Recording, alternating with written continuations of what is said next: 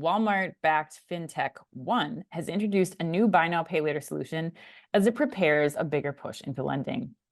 According to CNBC, Walmart's majority-owned fintech startup One has begun offering buy now, pay later loans for big-ticket items at some of the retailers' more than 4,600 U.S. stores. The move puts One in direct competition with Affirm, who was previously the BNPL leader and exclusive provider of installment loans for Walmart customers since 2019.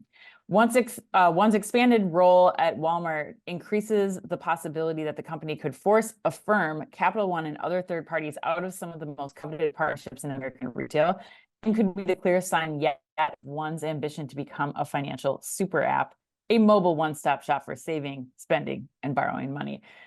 Chris, this is quite the slapback from Walmart. Oh. Slapback, yeah. Like, man, this is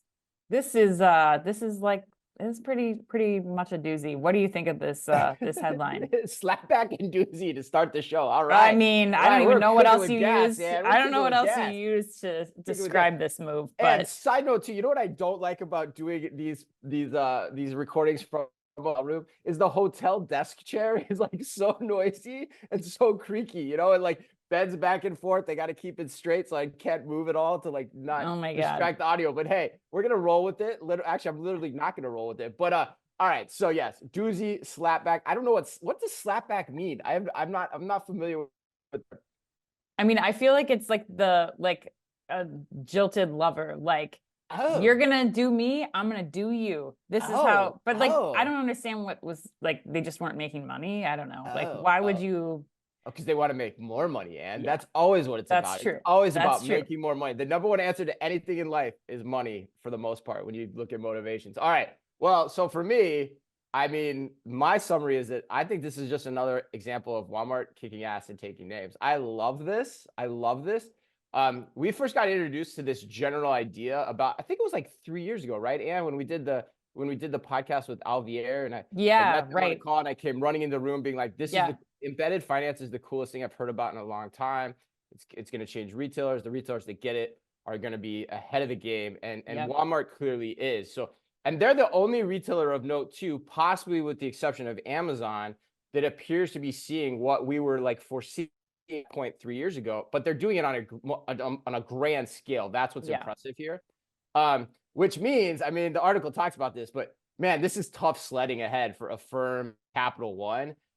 Because Walmart's also seems like it's going to look into its own credit financing too through this. And so that explains all the noise on the Capital One story that we covered a few months ago on the podcast. So we were sensing all along that this was at play. We talked about this same idea of embedded finance there too. So now this is the thing that really captivates me, Ann. If you're keeping score at home and you say, where is Walmart's growth going to come from? Look at the 4 branches of growth they've now got lit up. They've got a marketplace, right? Very formidable marketplace at this point in time. They've got a retail media network which now with Vizio, who knows where that goes too, but very strong positioning there too.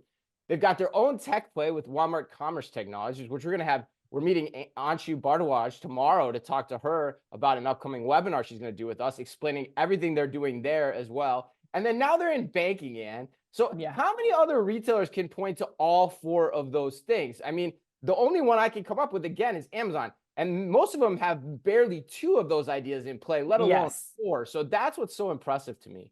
Yeah, especially the maturity that each one of those items have come to Walmart and Amazon. I mean, everyone else is just catching up, right? And let's not forget healthcare too, Chris. I mean, that's the other thing too. Like that's the huge part of this. Change my notes, Ed.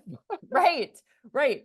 Plus, you know, I mean, not that this is I always like to make some prognostications about where this stuff could go, but let's not forget the go-to for home services like HVAC installation, like we were talking about a couple of weeks ago. Like, I think when you pause and you think about this for a minute and where this could go, I think this sets Walmart up to squarely offer so many of the individuals who are unbanked in this country, which, you know, especially as you get out, with 46 plus stores, like you have access to so many people across the entire country, and now you're setting up for them to potentially have one payment plan for all of their needs.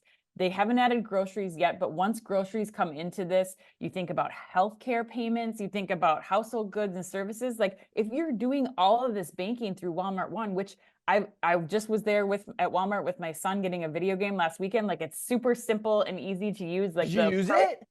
I did not use it Oh man, if because you would have, if you had known, but if you I had would known the have, story was I gonna break, would yeah, have, but this was yeah, this was like a serious birthday cash yeah, transaction that was right. happening. So Oh yeah, you were I was not educating the involved. youngsters on Yes, this one. Yes, right. I yes, got you. yes. I got you. But I mean, when you just think about the ease and simplicity of having one place to go that doesn't care about what your credit score was or is, like it's giving you access to this money in a sense that lets you get through and get access to money and live better, which is just an extension of Walmart's overall mantra. So I love it. I think there's a ton of potential if they can start to bring in some of these other things like the services, the healthcare, the grocery, etc. Well, 100%. Even remember Snip, Tom Burgess from Snip Media on the Yeah. podcast talking about all the untapped opportunity there are for CPG brands to get into the banking's loyalty networks. Like Mm-hmm. Walmart can essentially do that with this directly one-to-one with their customers. So like That's a great point. Yes. this is absolutely massive. And these are the other thing about these are billion-dollar growth ideas too, right? Like that's the thing. And the healthcare is a great extension. Like, man, Walmart, Doug McMillon, he wins it every year by default, but he's the CEO of the year again for me.